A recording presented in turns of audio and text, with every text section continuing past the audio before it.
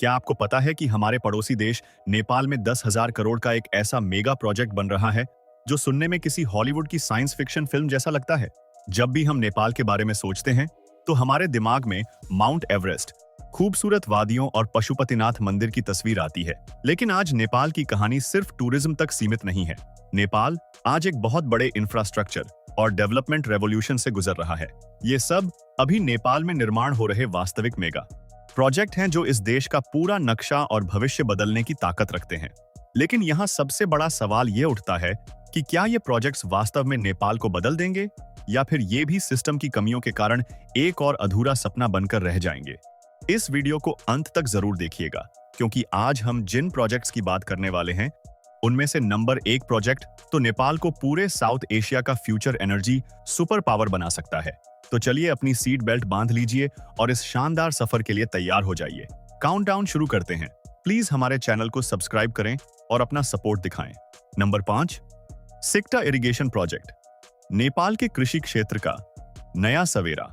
स्थान बांके जिला, लुम्बिनी प्रदेश। नेपाल को हमेशा से एक कृषि प्रधान देश कहा जाता है। वहां की एक बहुत बड़ी आबादी खेती बाड़ी पर निर्भर है। लेकिन यह बहुत बड़ी विडंबना है कि आज भी नेपाल पानी के अभाव और सिंचाई की कमी के कारण स्ट्रगल कर रहा है।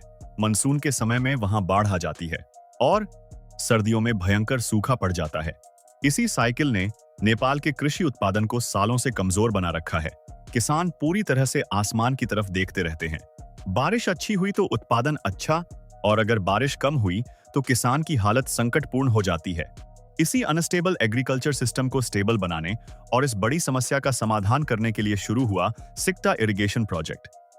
यह सिर्फ एक इरिगेशन कैनाल यानी सिंचाई की नहर नहीं है, बल्कि यह पश्चिम नेपाल के एग्रीकल्चर फ्यूचर को बदलने का एक बहुत बड़ा सपना है।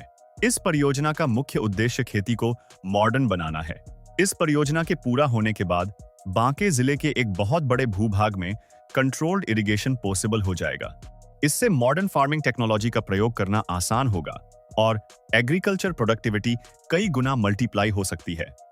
आज जो किसान ट्रेडिशनल फार्मिंग तक सीमित हैं, वो रिलायबल इरिगेशन आने के बाद green house farming, commercial vegetable farming, fruit farming और फिश फार्मिंग जैसे सेक्टर्स में भी एक्सपैंड कर सकते हैं।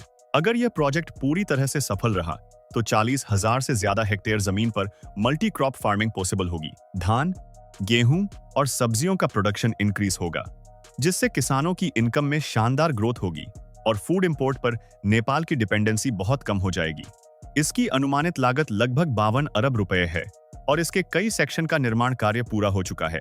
नंबर 4, मिड हिल हाईवे, पुष्पलाल हाईवे। पहाड़ों की लाइफलाइन। लंबाई 1879 किलोमीटर। नेपाल की जियोग्राफी बहुत ही कठिन और चुनौतीपूर्ण है। वहां ऊंचे पहाड़, गहरी खाइयां और तेज नदियां हैं। इसी कारण से वहां डेवलपमेंट हर जगह एक समान रूप से नहीं पहुंच पाया है। नेपाल का ज्यादातर डेवलपमेंट या तो काठमांडू के आसपास केंद्रित रहा या फिर तराई क्षेत्रों में, लेकिन पहाड़ी क्षेत्र विकास की इस दौड़ में पीछे छूट गए। बहुत सी जगहें आज भी पूरी तरह से आइसोलेटेड हैं। इसी ऐतिहासिक समस्या को सुलझाने के लिए शुरू किया गया है राष्ट्रीय गौरव का आयोजना, जिसे मिड हिल हाईवे या पुष्पलाल राजमार्ग भी कहा जाता है।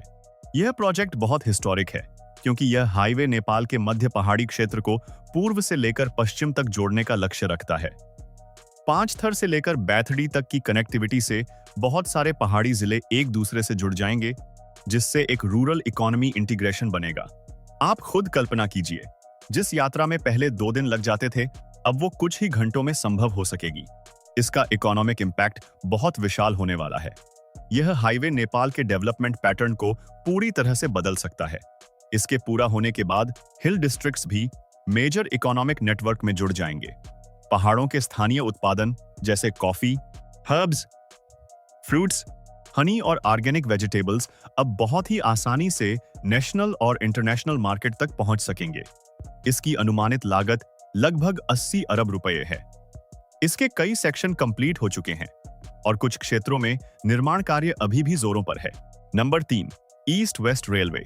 मेची से महाकाली तक का मॉडर्न सफर। अब आप थोड़ी देर के लिए कल्पना कीजिए कि पूरे नेपाल में ट्रेन चल रही है। एक ऐसा सफर जो सस्ता भी है, तेज भी है और पूरी तरह से मॉडर्न ट्रांसपोर्ट सिस्टम पर आधारित है। यही है ईस्ट वेस्ट रेलवे प्रोजेक्ट। यह नेपाल के सबसे एम्बिशियस ट्रांसपोर्ट प्रोजेक्ट्स में से एक है। आखिर इतने बड़े प्रोजेक्ट की जरूरत क्यों पड़ी? वर्तमान में नेपाल का ट्रांसपोर्टेशन मुख्य रूप से सड़कों पर निर्भर है, लेकिन पहाड़ी और घुमावदार रास्तों के कारण रोड ट्रांसपोर्ट बहुत ही एक्सपेंसिव, स्लो और पूरी तरह से फ्यूल पर डिपेंडेंट है। रेलवे के आने के बाद लॉजिस्टिक्स बहुत सस्ते हो जाएंगे और ट्रांसपोर्टेशन फास्ट हो जाएगा। इससे इंडस्ट्रियल ग्रोथ और टूरिज्म दोनों को एक बहुत बड़ा बूस्ट मिलेगा। जब रेलवे सिस्टम आएगा तो भारी कार्गो का ट्रांसपोर्टेशन बहुत आसान और सस्ता हो जाएगा। इंडस्ट्रीज का प्रोडक्शन कॉस्ट घटेगा और नेपाल का एक्सपोर्ट मार्केट भी ग्रो करेगा। मेची से महाकाली तक का यह रेल नेटवर्क तराई रीजन को पूरी तरह से ईस्ट से वेस्ट तक कनेक्ट करेगा। हालांकि इतने बड़े रेलवे नेटवर्क को बनाने के लिए massive investment, long term political stability और एडवांस इंजीनियरिंग की जरूरत है। नेपाल में सरकारें बदलने से अक्सर प्रोजेक्ट्स प्रभावित होते हैं।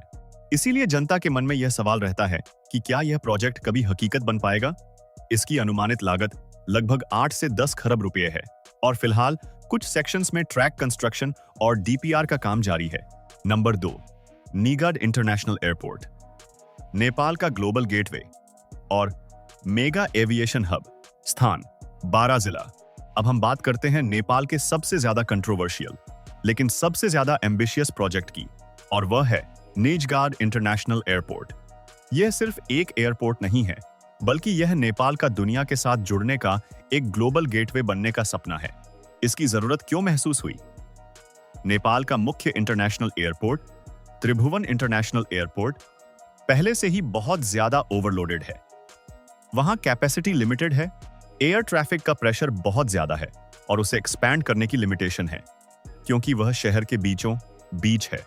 इसी का एक लॉन्ग टर्म सॉल्यूशन खोजने के लिए इस नए मेगा एयरपोर्ट का प्लान बनाया गया।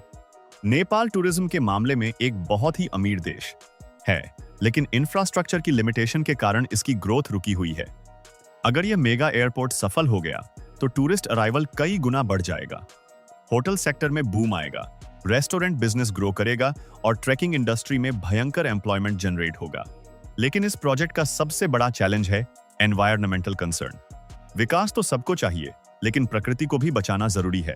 इसी डिबेट ने इस प्रोजेक्ट को सालों से कंट्रोवर्सी में फंसा कर रखा है।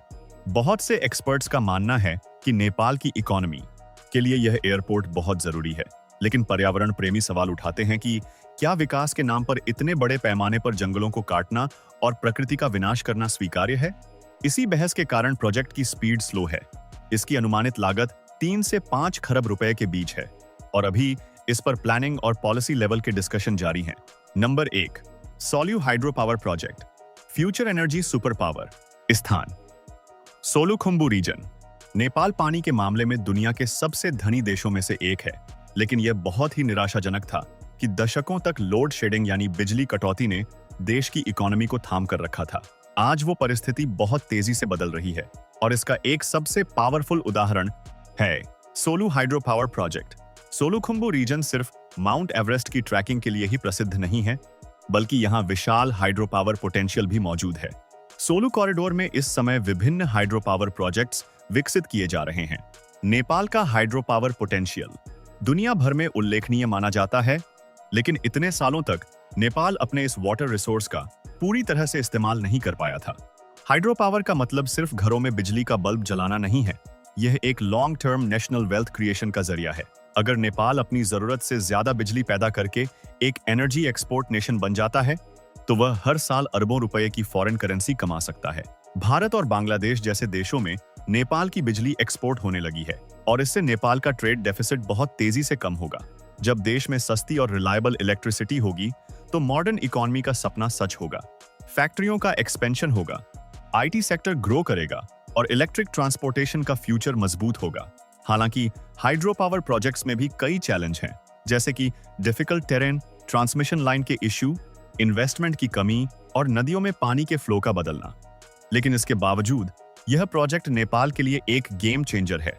इसकी अनुमानित लागत लगभग 1.5 से 2 अरब रुपए के बीच है और यह प्रोजेक्ट कंस्ट्रक्शन और ऑपरेशन के विभिन्न चरणों में है।